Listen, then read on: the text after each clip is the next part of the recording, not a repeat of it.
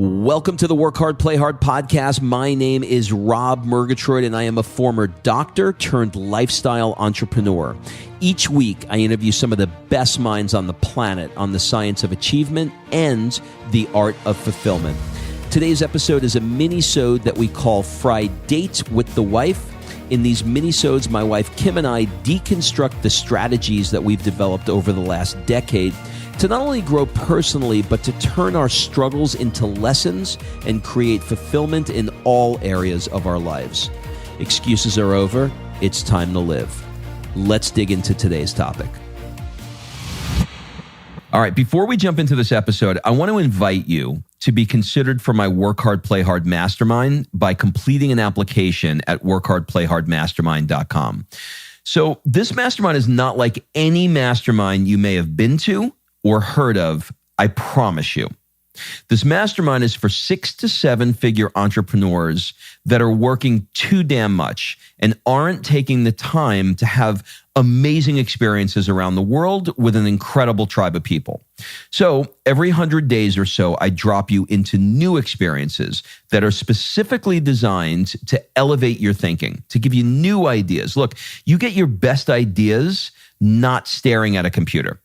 And actually, this is the way high-level people really collaborate with each other. They do it over a glass of champagne, watching the sunset in the south of France. And we'll be doing things just like that. In fact, we'll be taking a vintage car ride through the French Riviera this summer, and we'll be truffle hunting in Florence in the fall, to name just a few of the experiences so that I can give you a feel for it. So if you are ready to do some fun stuff around the world and really, really want to level up your tribe in one shot, fill out an application at workhardplayhardmastermind.com. We'll jump on a call and we'll see if it's a good fit. All right, let's jump into today's episode. Kimberly, I'm hungry. You haven't fed me. My intermittent fasting time is up. Murgatroyd, how are you? Was that like a cue? Should I just get up now and go make some food? Can you do that? The cord on these headphones will probably reach. Yeah. Do you want some prosciutto? What do you want? Because that's kind of what I have right now. Sounds like we're in Italy. Well, what are we talking about today? So a few weeks ago, I posted on my Instagram and I asked anyone that cared, basically, what topics they would like us to talk about.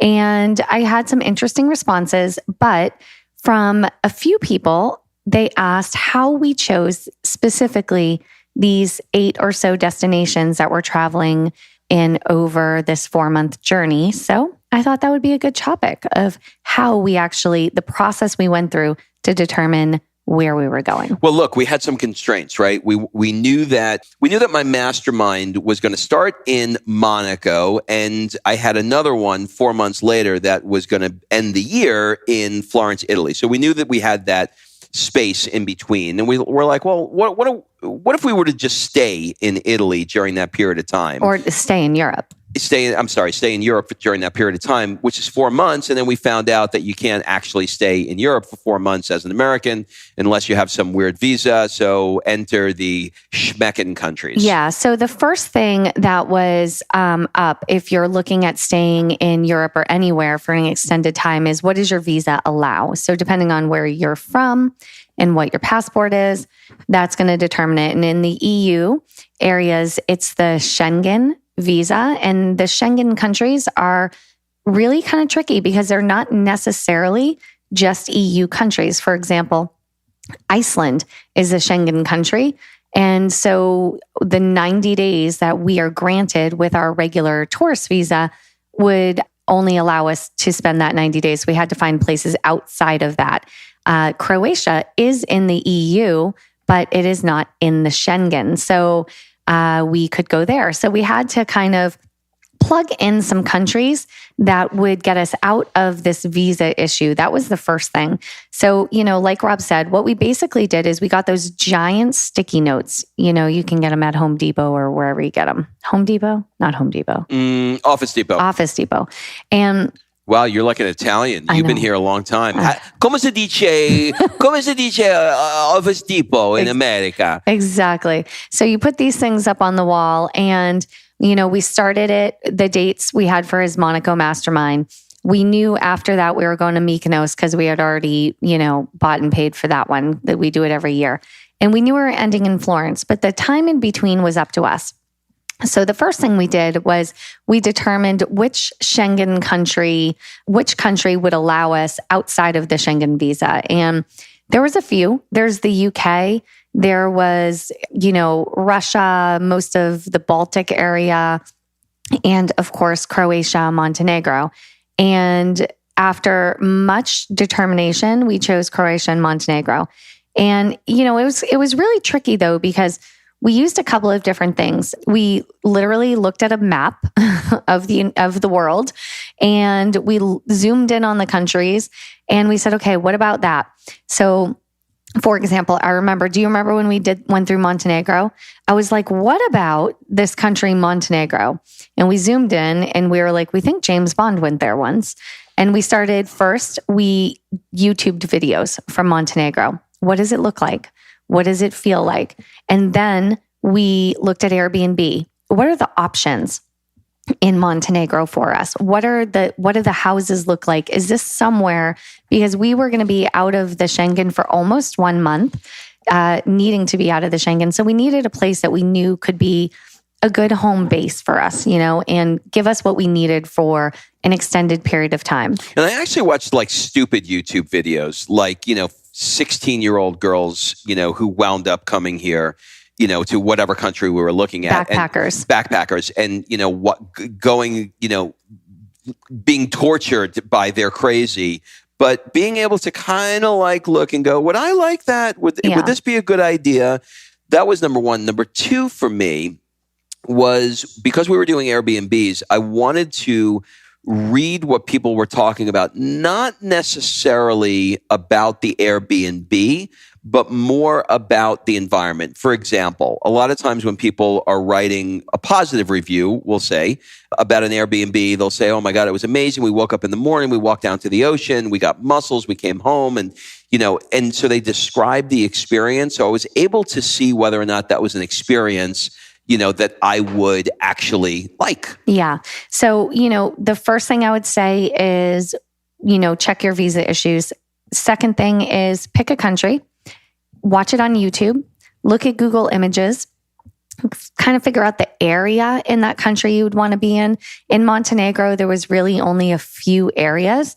And when I looked at most Airbnbs initially, I really didn't think it was going to happen, because most of the Airbnbs were not something that we would want to stay in for a few weeks. And then I found the Yoga Boca house that we ended up booking for 18 days in Montenegro. And like Rob said, we read the reviews about that. We read the description. We made sure it had what we needed. Like sometimes you look over things. Does it have a stove? What are you doing? So we had to make sure that these places were going to be set up enough that we could function, because we're not eating every meal out of the house. We're gone 4 months, or you can't do that.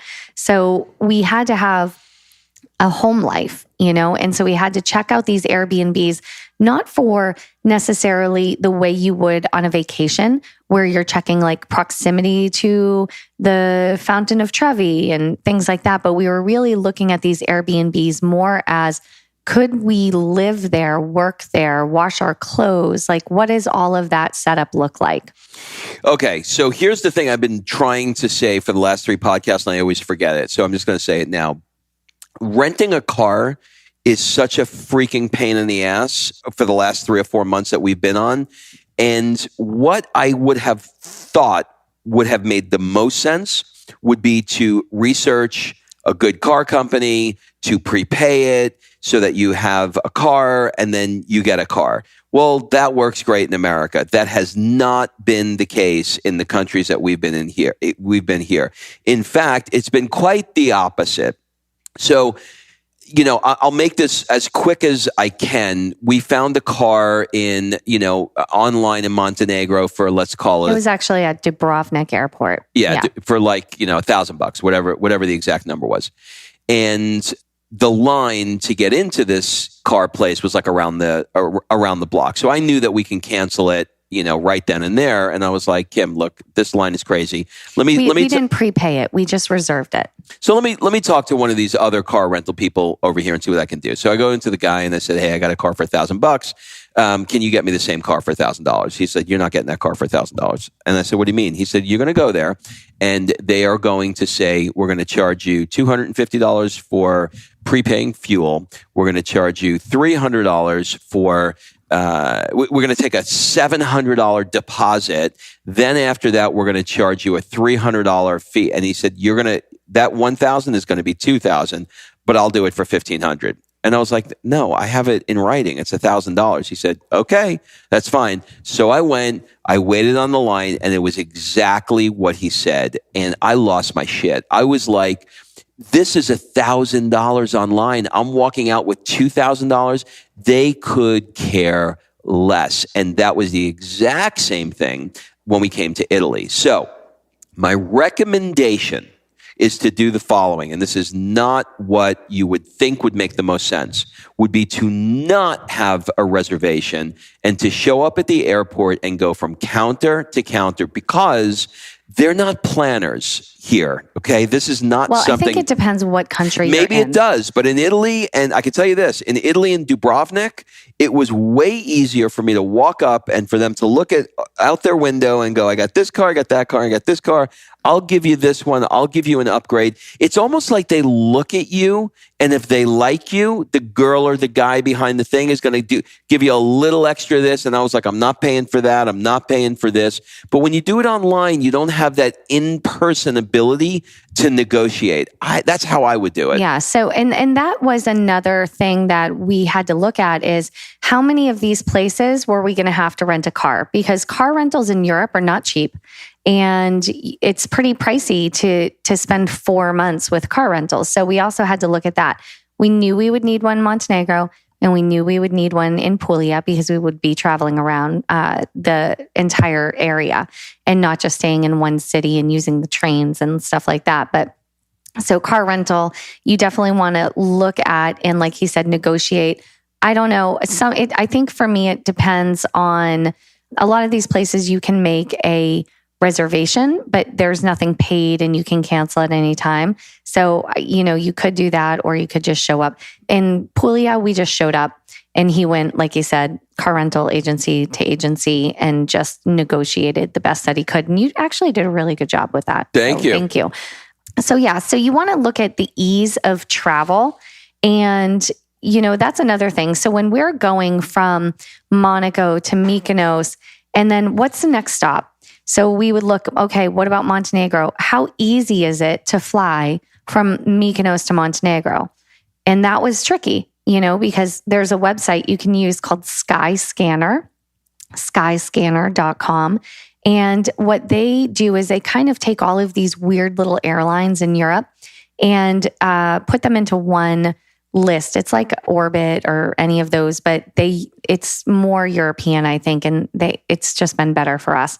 So you can take that and see if there are direct flights. We were looking for mostly direct flights everywhere because it just makes life easier, especially with Sophia. And what I found too with air is, use Skyscanner, but also some of these weird airlines that go to tertiary airports, secondary airports, Ryanair, EasyJet. Those airlines are really, really good for intra-Europe travel and keeping it a little bit more inexpensive. Ryanair was a piece of cake. They've got that thing down to a freaking science. Ryanair, EasyJet. We've actually had really good luck with both of those.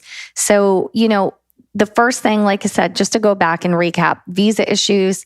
2, are you going to need a car? Where, how often will you need a car? 3, how easy is it to travel between destinations? We looked at that. And, it was kind of like having pieces of a puzzle that we had to kind of plug in.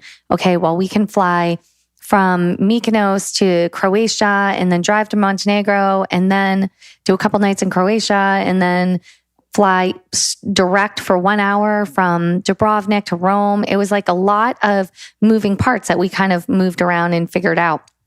And of course, Airbnbs. Will you have good Airbnbs that are equipped with what you need along the way. And we basically just wrote these out on a sticky note and stuck them on the wall. And we would talk about it one night over dinner. And Rob would go get the sticky note. He'd put it near our table. And we'd look at it and we'd go over it and go over it and go over it. And once we finally locked it down, we then executed and booked all of the Airbnbs. Yeah, I'm super anal when it comes to this stuff, and this is one of those areas where the analness paid off because everything's a coin toss when you're not actually in the country to be able to inspect something, but you need to take your time. You've got to take your time, do your due diligence, watch YouTube, look at, you can even search hashtags on Instagram, which I did. I would follow a hashtag like I'd follow Montenegro, and I wanted to see what were people posting, for like 2 or 3 months before I came to Montenegro. And I started to see, things that were, the usual typical things that when you come to Montenegro, you got to make sure you do this. So I learned a lot about it, but definitely do your due diligence and don't think you got it, right? Don't watch YouTube and go, okay, this is it. I know we're going here. Take the time and like Kim said, try and look at how these puzzle pieces fit together from one country to the next country, not only with air, but also in what you're desiring. For example, like right now we're in Puglia, and I'm really, really enjoying the fact, like we spent the day at the ocean yesterday, which I now learn is called the sea, at the sea here. And the next step we're going is Paris, and then after that is Florence. Well, there's not a lot of, ocean and sea in Paris and Florence. So I'm trying to get that out of me before we get there. And then the other thing is, realize that, it's an interesting thing when you're gone for 4 months because we were able to start this trip at the peak of the summer. And when you're at the peak of the summer, it's like a little cooler and then it starts to get hotter and then you want to escape the heat. But then you hit a point where you start going into the beginning of fall and you're starting to, the summer is still there, but the nights are cooler. And so there's this yin and yang of balancing the summer heat, etc. And that's one thing too, I'm glad you said that, is we check the weather. Because when we were trying to figure out countries to get us outside of our visa issue, we were like, oh, well, let's go to Marrakesh because Marrakesh was one of the destinations we have been before, but he was thinking about adding it to his work hard, play hard experience for 2020. We were like, oh, we could go check out Marrakesh. Well, I'm so glad we did not.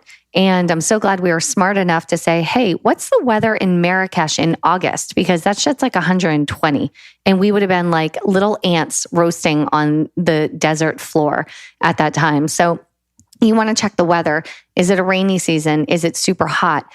We had Portugal on our list at one point, and we definitely want to go to Portugal, but it was going to be too much of driving, too many planes, trains, automobiles to crisscross the EU. We had exploring Spain on our list at one point.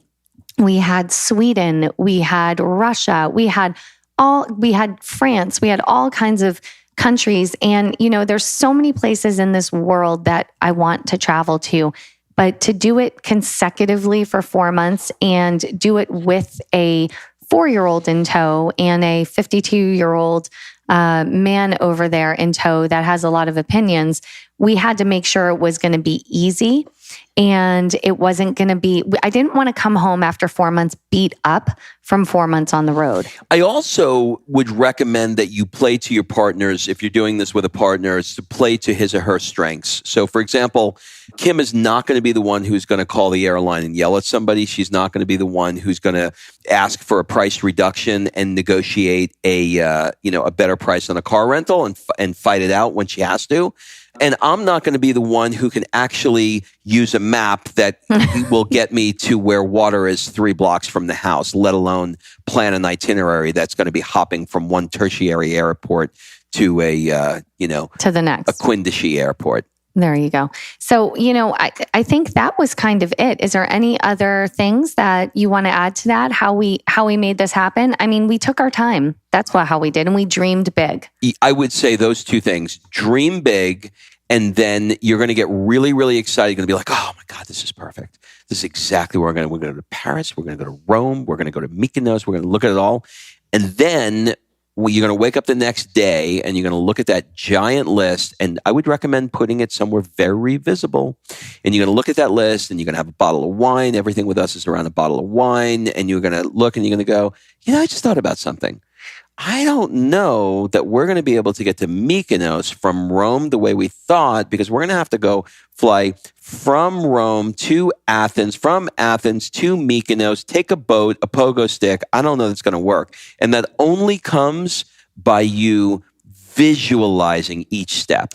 And then the other part of this, obviously, is, paying for it, right? So, and making sure that you are going to be budgeted well for this trip, unless, of course, you don't need a budget, but I'm pretty sure everybody needs a budget. So I made an Excel spreadsheet and I plugged in each destination. What was our Airbnb going to cost? What was our transportation, whether it was going to be a car or a plane to get there or a train, or what was that going to cost?